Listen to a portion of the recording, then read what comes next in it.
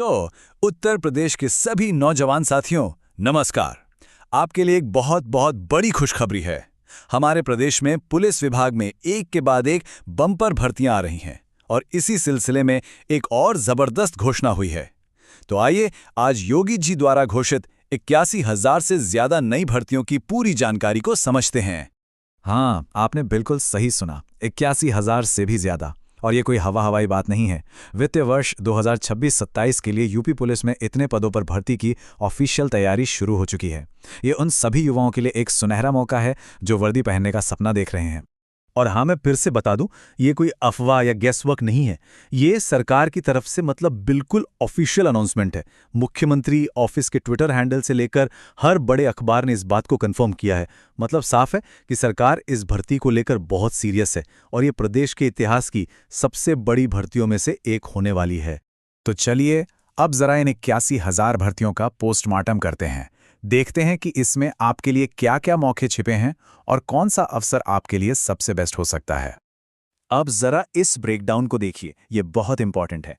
35,000 constable, 35,000 home guards और जो सबसे बड़ी बात है वो है सब इंस्पेक्टर यानी दरोगा के 10,000 पद। सोचिए, 10,000 एसआई की वैकेंसी, ये कोई छोटी बात नहीं है। ऐसा मौका बार बार नहीं मिलता। अब एक सवाल जो हर उस कैंडिडेट के दिमाग में आता है जो एलिजिबल है, क्या कांस्टेबल और एसआई की तैयारी एक साथ हो सकती है? तो इसका जवाब है हाँ, बिल्कुल हो सकती है, लेकिन एक स्मार्ट तरीके से। तो देखिए, दोनों का जो कोर्स सिलेबस है ना, वो काफी हद तक सेम ही है। मैथ्स, रीजनिंग, हिंदी, जीके सब वही है। फर्क आता है लेवल का। कांस्टेबल में सवाल बेसिक कॉन्सेप्ट्स पर होते हैं, तो वहीं एसआई में उन्हीं कॉन्सेप्ट्स को घुमा फिराकर डीप में जाकर पूछा जाता है। तो तैयारी एक ही है, बस एसआई के लिए गियर थोड़ा और ऊपर लगाना पड़ेगा। चलिए अब सबसे जरूरी चीज पर आते हैं, टाइमलाइन। आखिर ये सब होगा कब, ये जानना बहुत जरूरी है ताकि आप अपना प्लान बना सकें। तो जो अनुमान है वो ये है कि अप्रैल 2026 से नोटिफिकेशन आने शुरू हो जाएंगे और 2026 के आखिर तक एग्जाम भी हो सकते हैं। और इसकी एक बहुत बड़ी वजह है 2027 के विधानसभा चुनाव। तो आप मानकर चलिए कि यह पूरी प्रक्रिया बहुत तेजी से होने वाली है। तो अब सबसे बड़ा सवाल, तैयारी कैसे करें? इतना सब कुछ है, टाइम भी है, लेकिन प्लान क्या हो? तो इसके लिए हम लेकर आए हैं एक 40 दिन का स्ट्रेटेजिक स्प्रिंट, एक ऐसा प्लान जो आपके सिलेबस पर पूरी कमांड दिला देगा। तो इस प्लान का रूल नंबर 1 क्या है? इंतजार नहीं करना है, आज अभी से शुरू करना है। टारगेट सेट कीजिए कि अगले 40 से 50 दिन में सिलेबस खत्म करना है। कैसे? पहले 10 दिन में मैथ्स और रीजनिंग जैसे स्कोरिंग सब्जेक्ट्स को निपटाइए। अगले 15 दिन हिंदी और जीके को दीजिए और आखिरी के 15 दिन अपने कमजोर टॉपिक्स और रिवीजन के लिए रखिए। और हाँ, हर हफ्ते रिवीजन जरूरी है। एक बार ये हो गया तो उसके बाद सिर्फ और सिर्फ प्रैक्टिस, पिछले सालों के पेपर और मॉक टेस्ट्स। और हाँ, 40 दिन तक लगातार फोकस बनाए रखना आसान नहीं होता।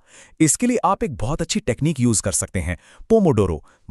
25 मिनट पढ़ो, 5 मिनट का ब्रेक लो।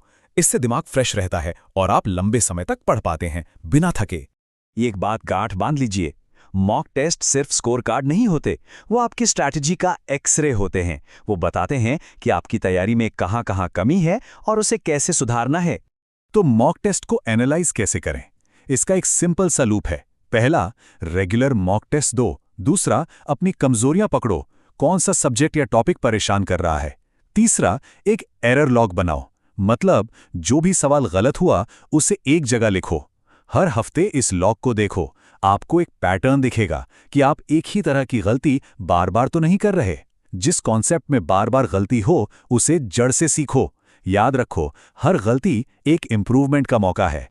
चलिए अब बात करते हैं माइंडसेट की, क्योंकि आखिर में यही वो चीज़ है जो आपको लाखों की भीड़ से अलग करती है, वो सोच जो एक सफल कैंडिडेट को दूसरों से अलग बनाती है। देखिए, 2 तरह के लोग होते हैं। एक वो जो नोटिफिकेशन का इंतजार करते हैं, जब सब तैयारी शुरू करते हैं तब वो भी करते हैं, भीड़ का हिस्सा बनते हैं।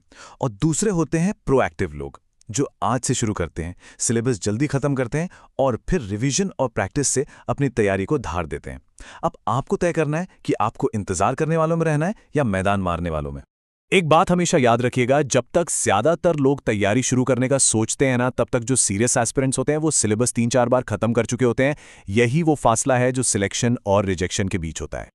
तो देखिए, मौका आपके सामने है, प्लान भी बिल्कुल साफ है। अब सवाल सिर्फ एक है, क्या आप तैयार हैं?